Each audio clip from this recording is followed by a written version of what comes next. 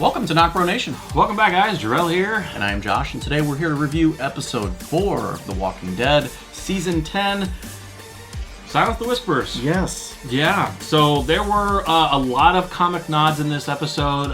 Feel free to jump out to Skybound. They usually come out with a panel to show to panel comparison or whatever. It's really cool. We'll put the link in the description. But let's get off to the main one, which kind of not necessarily derails the video that we posted last week, but it starts to set it up a little bit. I do just want to say real quick before we go into that, I loved the opening minutes of this episode. Yeah, the opening minutes was great. The song on that was absolutely beautiful. Heaven I Know by Gordy. Yeah, how that was done, I loved the opening. I thought it was great, and it kind of, just kind of gave you a taste. We saw Daryl, having dinner with Michonne and not seeing Carol, and he takes the, the food up to her. Did you notice the flower? Mm-hmm. Yeah. So it's just little things like that, and getting to see just everyone just being relaxed, not worrying about the whisperers, not yet. Just kind of taking a break from all this mania that's happening around them, just to kind of get back to their normal lives. But then you also see other moments like where King Ezekiel is like.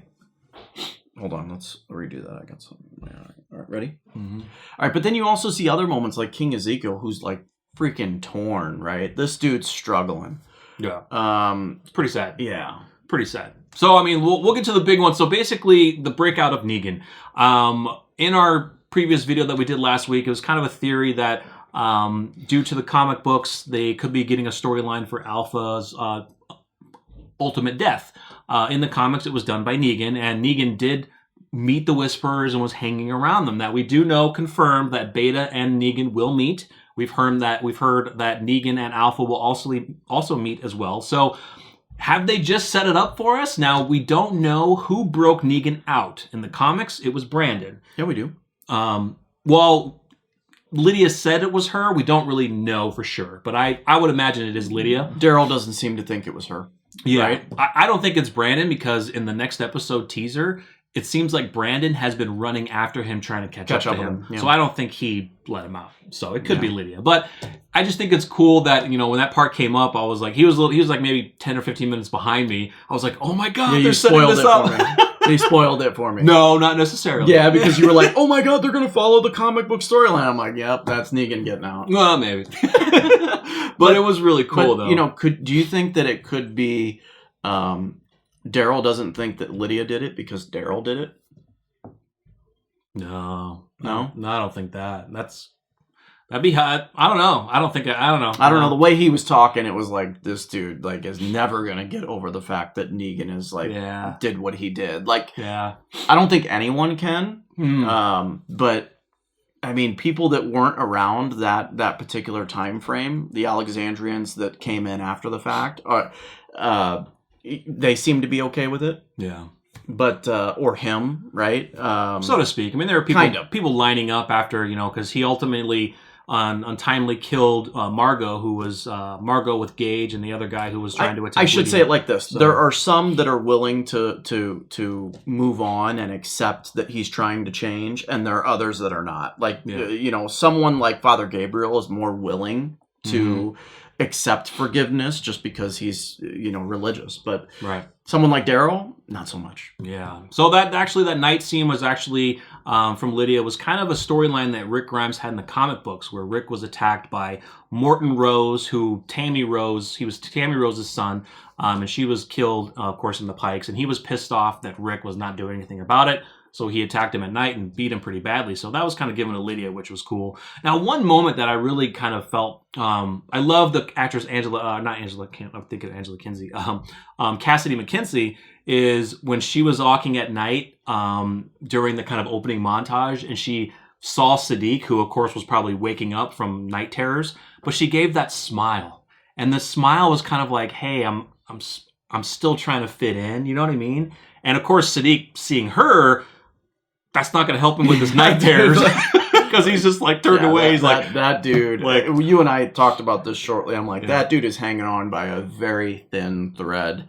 Now, are you personally getting a little tired of seeing the Siddiq and kind of him going in and out? Do we need some substance here? I think, I thought we were going to get into that episode. Like, Yeah. when they were kind of... He just ran when away. it was blurry vision, and you kind of saw a silhouette of someone, but it was actually Lydia, I think. Yeah.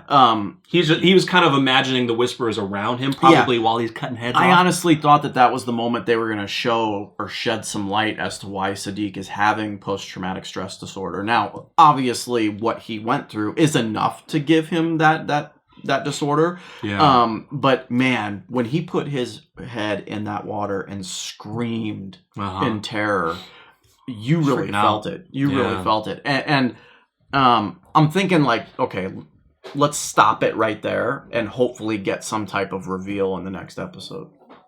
Yeah, Siddiq, he's so messed up. I mean, I don't mind seeing him. I mean, it's kind of like we're seeing him have these visions and everything, but I think they need to stop with it and kind of like, look, give us some substance. Like either he'll start to get better or he'll open up to somebody and really tell them what's going on. Because I mean, he's not going to get past it I don't even know if he really needs to, but it's kind of like you really want him to open up to somebody and talk about it. Yeah. But he's going through so much guilt, and that's where I think he actually did probably cut the heads off of maybe not all of them. You just want your theory to be right. Well, I think it fits though. No, it does. I mean, yes, you would be traumatized by witnessing your friend's heads being cut off right in front of you, but Absolutely. I think it's even more traumatized if they made him do it, and he just like any little thing, seeing a little knife because he's a doctor, freaks him out. People standing around him in a circle freaks him out. I mean, it's just when they showed up at the hilltop during that episode, and they were like, "We need you in the infirmary." Like this, Siddiq he didn't want to do it. He didn't want to do it. You could see on his face, like, oh. He was like, "Oh, actually, I'm gonna make my way back to Alexandria," and they're like, "No, we need you." And he didn't want to. All right, yeah, he didn't want to, but it was cool. I mean, getting into PTSD, the stuff with Ezekiel was pretty sad. I felt for the guy. I didn't think he was that deep in it, but he must be. And and you know, it's great that we finally got clarification as to what the kiss was. It turns out they're not in a relationship. This not the comic books. Yeah, this was just Ezekiel. I think I predicted that. Like, it was just a kiss. Like, it was never gonna happen. It was more of him like reaching out, needing some type of affection in the moment. Because, I mean, he's lost everything. Yeah. And he wants to have some semblance of something. And hearing Michonne talking, I really wanted her to say, when she started, like, you know, because she was talking about the dead and everything, I really wanted to hear her say, like, when she started walking with the dead, you know what I mean? I really wanted to hear that. But we got a nice callback to Rick, you know, when she mentions having a partner in crime and everything. Rick was called out a couple of times in this episode. Yeah. When Daryl was talking to Negan in the cell and saying, you know, a lot of people around here want to kill you now that you don't have Rick here to protect you anymore. That was brutal. That was nice. That was killer. I mean, that's true. I mean, it's true. You know, now that Rick's gone, everybody's like, well, what the heck do we need him here for? I love the back and forth between him and Daryl in that scene. Oh, yeah. Because here's Negan saying, you know, you came down here and you don't know what to do with me, do you? Right. I loved him saying that, like, look, you know, we're the type of guys that can smell people, like, wanting to kind of get revenge from a mile away. We know what that feels like. And it's just Negan basically, you know, defending Lydia, saying, look, she's just trying to fit in. Yeah, I accidentally killed that girl, but she's messing with a child. She's better off dead. Like, Negan didn't care. He felt bad that he did do it, but in the end, these people were trying to pick on a girl that even Gage had reservations of almost hitting her because he knows that she did love Henry, and they were kind of friends. I mean, for the short time they knew each other. But I just don't think Gage, in a way, is that type of person. But he did it because he was peer pressured into doing it. You know what I mean? Yeah. He's kind of putting on an act. I mean, yes, he wants to fight back, but when it really comes down to it, you could really tell for his character that he really doesn't have the stones to do it. He was kind of peer pressured to do it. Well, yeah. And he kind of felt bad, but he's like, hey, I don't want to seem like a pussy, so okay, I'll hit her. I mean, this is the same guy that ran off when Henry took out that walker in the pit. Exactly. So, I mean, he's a wuss, he's right? A wuss. He's not one to be confrontational, and I think that, you know, the presence of the highwayman being there and the moment just got to him. But I mean, yeah, I understand that people died and the highwaymen are pissed, but it's like, it's not just your people that died. Two of your people died. and the rest were Alexandrians and Hilltop. You could make an argument that I think the Hilltop probably lost more than anyone. Yeah, but I mean, we get it. I mean, it's part of the comics as well. People were pissed. And we got the call back to the comics with Silence the Whisperers on there. And I didn't remember. It was actually Siddiq and Connie in the comics who spray painted that stuff on. Nice. And Connie in the comics was actually a man.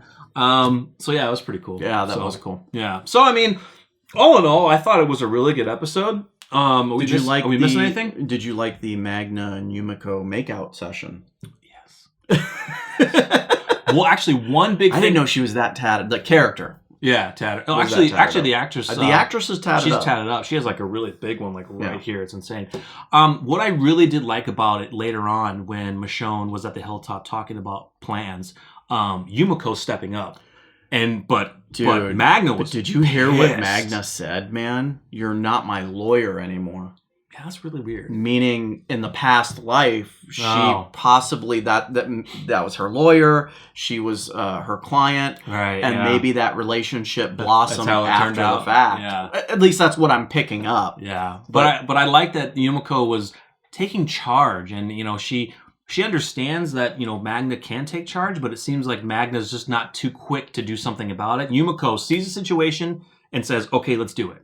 But Magna was kind of pissed. So I think there's a little power struggle. Magna wanted to destroy everything in her path. Yeah. That's just the way she is. Yeah. Like, she wants to attack, and she's not looking around to seeing, okay, everyone else. Am I in danger, and am I putting others in danger? Mm-hmm. Like, all she has is tunnel vision. Right. And Yumiko saw that. Yeah, she was pissed that she couldn't take down all the walkers because they were trying to hold up. They were trying to get the people out from the tree that fell down. If it was up to Magna, she probably would have stayed out there. Oh yeah, she would have. So. And I think that Yumiko obviously did the right thing, but Magna doesn't care. She doesn't want to see that. All she cares about again is that tunnel vision. Yeah, and we don't know how the tree fell down. If it was just by nature, didn't seem very windy. Everyone in the Hilltop is calling bullshit.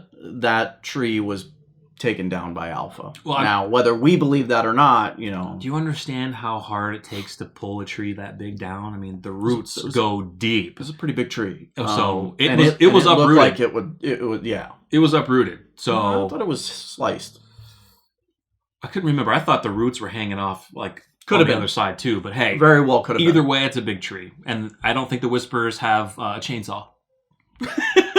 No, and they would have heard it. Yeah, well, maybe after all the love making, silenced. No, but I don't think there was anything else. Where do you think Carol's going? We saw Carol with a map and a compass. What do you think's going on? What do you think Carol's up to? Man, there's two things. Either she's trying to get out of Dodge, which I don't think she is. No. I think she's trying to go after Alpha. She's probably plotting a course to go back to where she saw Alpha last time. Now, back to our video of who we thought was going to take Negan's comic book storyline. It definitely appears to be the true comic book storyline. It's setting it up. Negan. It's setting it up. And we'll go into our predictions as to why we think that, right? Yeah. You want to do that? Well, we do have another video as well. They have released, unofficially, but they have released the episode 6 through 8 synopsis, because previously it only went up to episode 5. Mm-hmm. So they have released the next 3, and one of those episodes, I think, could be it. Could be a meeting that we're all waiting to see. So yeah, but yeah, there's other stuff that we'll get into in the predictions. But as far as this episode goes, I can't think if there's anything else. I mean, we did gloss over Michonne and Judith. I loved seeing them fight, dude. That fight scene. The fight scene was amazing. Oh my god, because they're both going at it, but Michonne's slowly looking back to make sure that Judith has got her own, and then they back up together. It's almost like they've trained like this before. Like they said, okay, if we're going to fight together, this is how we're going to fight together. And she's been in the training. So yeah, Michonne was kind of looking to make sure she's all right. She gives a smile, and she's like, yeah, Judith got this shit. Dude, that was awesome. She's legit, dude. That gave me goosebumps when I saw that. That was amazing. And I loved it. But another thing is you always see the Rick in Judith. Mm-hmm. Like when she's when they're going to Hilltop and Michonne's talking to her, you just see Judith putting things together, and that was nice to see as well. Yeah, I like that scene where Judith was like, do you think the Whisperers are, changing their tactics? Do you think we can live with the skins? I love that word, live with the skins. And then with, do you think that Michonne was kind of also referencing Negan in a way? Because she's like, when you try to deal with a bully, and a bully doesn't work this way, you have to change things. So I kind of think maybe she was kind of speaking of Negan, but not saying his name, but just thinking of other bullies that she's dealt with in the past. Yeah. You know what I mean? It makes sense. It was really great, though. And I think Michonne was very impressed that Judith was like, maybe they're trying to wear us down to the point to when they can just attack. That made perfect sense. It certainly seems like especially like the 48-hour event. Yeah, and this was another long event that had to be dealt with by the Hilltop. So I don't think we're ever going to get a definitive answer if this is truly the Whisperers causing this, but I don't think we necessarily need to either. Yeah. And then I first got really excited when Michonne was on the radio after Daryl and her were talking. I did love that conversation, how she was like, look, Alpha tasked you to keep Lydia safe. If she they're kind of thinking that Alpha's not really attacking because they know they have Lydia, but if Lydia runs off after this whole incident and let's say goes back to Alpha, then Alpha's like, okay, they didn't protect you, full on attack mode. But I thought that was really good. Yeah, in the end, Michonne is like, you need to watch her. You really need to look out. Yeah, but in my opinion, I think Daryl should have been doing that all along. Like, Daryl should have been watching her constantly. Like, I guess Daryl though. I mean, she can take care of herself, so he's kind of giving her a little space. He doesn't want to seem like he's being overbearing. He kind of was to a minute, and then she was like, when she was talking with Negan, she was like, I'm fine. He's like, no. And she's like, look, I don't need you babysitting me all the time. So he kind of wants to give her space, but I think he's trying. It's just hard. Yeah, well, he's definitely going to have to watch her now. I mean, we'll see. But yeah, what I was getting back to was the radio event. When Michonne got off the radio with Daryl and that woman came on, I was like, is that the woman that we've heard before? And then it turns out it was somebody from Oceanside, because now Oceanside's having a problem. So I got excited for a minute. But here's the deal. Is Oceanside getting attacked?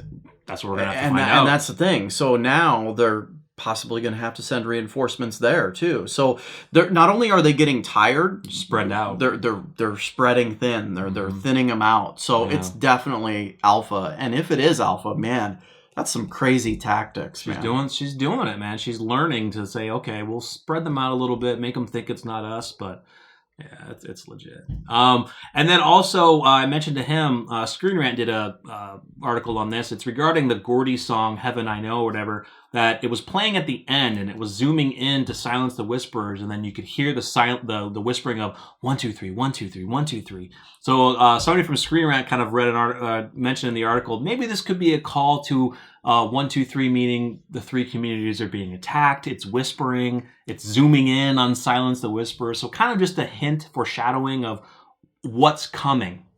Possibly the Whisperer War. So things to come, but it's pretty cool. Yeah, definitely. Because, I think that the next few episodes and our theory of Alpha is going to definitely lead into something bigger. It's coming soon. It's coming, guys. It's coming soon. We can't wait. Yeah, so make sure you like the video. Let us know a like or dislike if you enjoyed the episode and also enjoyed our content. But give us a like or dislike. We'd love to see your feedback. Let us know in the comments your thoughts of anything we missed, anything that we've mentioned, your theories, thoughts. Let's get some conversations going. We'd love to hear from you guys like always. Yeah, definitely, guys. If you're new to the channel, please subscribe, hit that bell notification so you're always notified when we upload new content. Follow us at NocBro Nation on Facebook and Twitter. I'm Josh. I'm Jarrell. We're NocBro Nation. We're out.